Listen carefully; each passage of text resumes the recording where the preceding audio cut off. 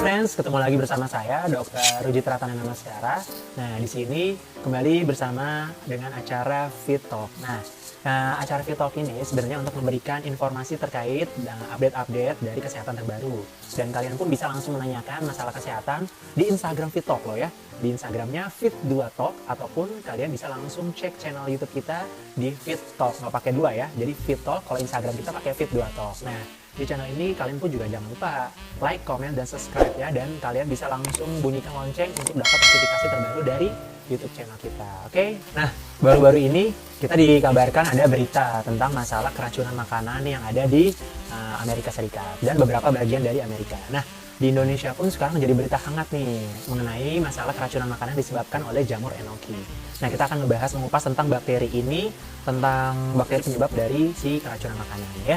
Nah, jadi hampir 1 bulan yang lalu berita ini mengisikan adanya keracunan makanan yang disebabkan oleh apel gala ataupun apel Granny Smith. Nah, jadi apel ini menyebabkan keracunan makanan yang menyebabkan 36 pasien itu mengalami keracunan makanan dan 4 di antara 36 pasien itu meninggal. Nah, jadi sebenarnya bakteri Listeria monocytogenes ini termasuk ke salah satu agen keracunan makanan yang mulai mencuat kasusnya ya. Dan sebelumnya 10 tahun kebelakang ini memang bakteri ini, Listeria ini belum populer dibandingkan dengan Salmonella maupun Escherichia coli. Nah, si Salmonella ini pasien kalian tahu nih, kalau misalkan Salmonella ini penyebab dari typhoid fever atau tipes. Kalau misalkan Escherichia coli ini menyebabkan kram-kram perut ataupun BAB keluar darah. Nah, jadi gua akan ngebahas satu persatu tentang masalah bakteri Listeria monocytogenes ya. Pertama, bakteri ini adalah bakteri nggak kasat mata ya. Namanya bakteri atau virus itu dia nggak kasat mata. Jadi harus dilihat melalui mikroskop pedang namanya. Jadi kalian tuh nggak bisa langsung lihat lewat mata, dan ini harus dibutuhkan oleh fasilitas-fasilitas canggih ya. Terus bakteri ini termasuk ke gram positif dan memang dia tahan pada suhu-suhu yang ekstrim, minus 20 derajat sampai 45 derajat. Kamu bayangin aja coba, minus 20 derajat bakteri ini tidak mati, dan sedangkan 45 derajat bakteri ini pun juga tidak mati. Jadi dibutuhkan suhu di atas di 75 derajat agar si bakterinya mati ya. Terus bakteri ini dapat hidup di garam yang sangat asin maupun pH yang ekstrim pun juga. Nah, jadi sebenarnya bakteri ini sangat sulit dibunuh jika kita tidak tahu cara membunuhnya. Oke?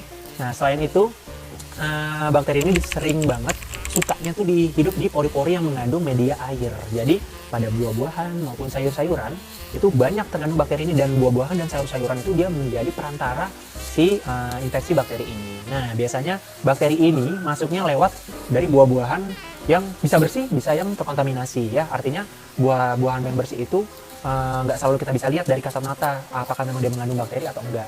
Dan jeleknya adalah buah-buahan dan sayur-sayuran yang sudah terkontaminasi bakteri ini itu tidak menyebabkan perubahan dari rasa, bau maupun karakteristik si buah-buahan. Jadi sulit membedakan antara buah-buahan yang bersih maupun buah-buahan yang sudah terkontaminasi. Nah, gitu. Jadi benar-benar harus jeli dan memang harus mengolah dengan baik dan matang ya. Selain manusia, jadi si bakteri ini bisa menyerang ke hewan unggas juga loh, seperti bebek maupun ayam. Nah, jadi pada pakan-pakan yang tidak diolah dengan baik, bakteri ini gampang masuk ke hewan, sedangkan hewan akan dikonsumsi oleh manusia. Makanya pada daging yang sudah terkontaminasi dan tidak bagus olahannya itu gampang terinfeksi masuk ke tubuh manusia. Sedangkan itu seperti kayak susu, keju, atau susu yang tidak terpasteurisasi itu mudah terinfeksi oleh bakteri ini. Selain itu buah-buahan dan tadi yang saya jelaskan, buah-buahan dan sayuran ya. Jadi ada beberapa pertanyaan dari kalian pun nanti akan saya jawab di Q&A selanjutnya, oke? Nah, jadi bakteri ini akan masuk melalui saluran cerna. Jadi masuknya lewat makan minum yang kita konsumsi. Jadi bakterinya masuk ke sistem pencernaan kita dan akan diserap oleh usus. Nah, bakteri ini sukanya hidup di pori-pori yang medianya banyak air, seperti buah-buahan sama sayur-sayuran. Semakin buah-buahan sama sayuran itu media air yang banyak, seperti buah-buahan yang busuk, si bakterinya akan lebih gampang berkembang biak. Nah, makanya untuk kalian yang memang menemukan buah-buahan atau sayur-sayuran busuk, lebih baik tidak dikonsumsi ya.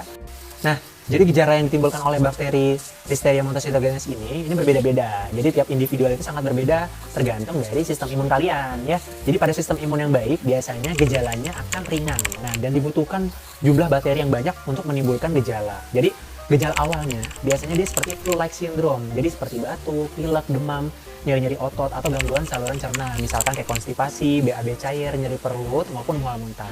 Nah, pada pasien-pasien yang memiliki imunokompromis, artinya sistem imunnya ini nggak bagus, kayak misalkan wanita hamil, lansia, anak-anak, ataupun orang-orang yang memiliki penyakit-penyakit seperti keganasan, penyakit sistemik, atau misalkan dia lagi terapi kortikosteroid dosis tinggi, itu akan menyebabkan sistem imunnya turun.